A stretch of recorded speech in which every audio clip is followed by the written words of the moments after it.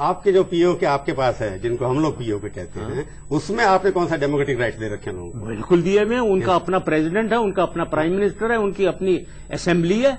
تو آپ پلیبیسائٹ تینوں میں ہونا چاہیے. آپ تیار ہیں پلیبیسائٹ کے لیے تینوں کے لیے؟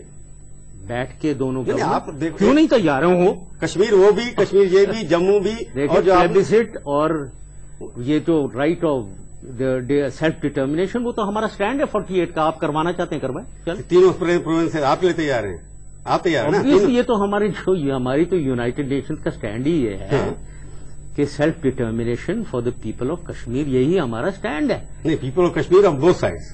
Obviously it is on both sides, all the people of Kashmir. اس کے لیے آپ تیار ہیں نا؟ یا آپ نے کل ایک بات کہا لائن آف کنٹرول ارریلیونٹ کر دینا چاہیے، آپ نے یہ نہ کہ ایک سولوشن یہ تھا، ہم نے سوچا، جو میں نے کہا کہ وہ میرا آئیڈیا ہے، ایک کہ سب سے پہلے آئیڈینٹیفائی کیا جائے کشمیر کے زونز آف کشمیر، پھر ایک ڈی ملٹرائزیشن کیا جائے، سیکنڈ پوائنٹ. اور میں ہمیشہ کہتا تھا کہ انڈین فورسز کو آپ کم از کم شہروں سے باہر آؤٹسکرٹس میں نکال دیں، سلیکٹولی گریجویٹڈ کچھ شہروں سے نکالیں تاکہ کنوینئنس ملے، ایز ملے، کمفرٹ ملے عوام کو ادھر کے. تیسرا سیلف گورننس انہیں دیں.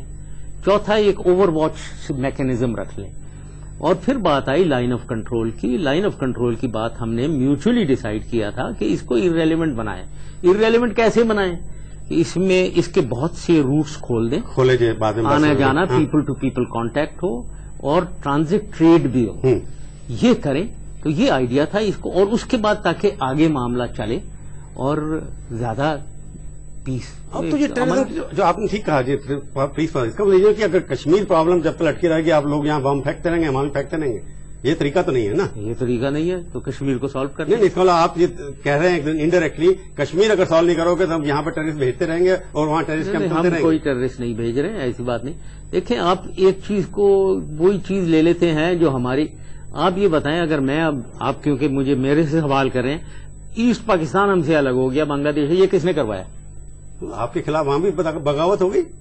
آپ نے کچھ نہیں کیا. نہیں، ہم نے کیا. جیسے آپ کریں کشمیر میں، آپ بھی، میں آپ ہی کی بات کا جواب دے رہا ہوں، کیونکہ آپ کی اسٹیبلشمنٹ کے خلاف وہاں بغاوت ہوگی، آپ کے لوگوں کو پسند نہیں کیا، اس لیے چلے گئے.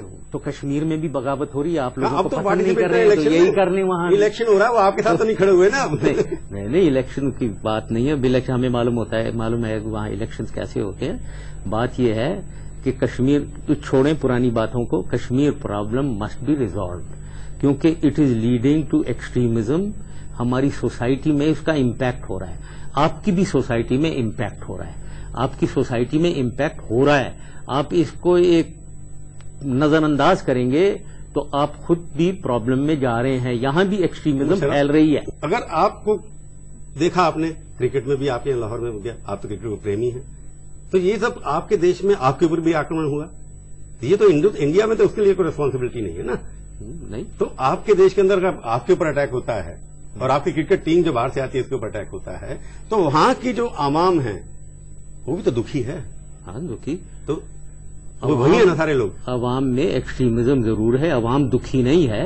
عوام کے اندر کچھ ایلیمنٹس ہیں جو ایکسٹریمسٹ ہیں، ٹیررسٹ بھی ہیں. ان کو کون بنا رہا ہے یہ لمبی سٹوری ہے. آپ کی طرف بھی وہی چیزیں جو 8 بم بلاسٹ کی بات ہوئی ہے نا، سیمی آپ کی ایک آرگنائزیشن ہے نا یہاں. یہ ساری چیزیں ہیں نا، آپ کے ماحول میں بھی ہے، ہمارے ماحول میں بھی ہے ایکسٹریمسٹ.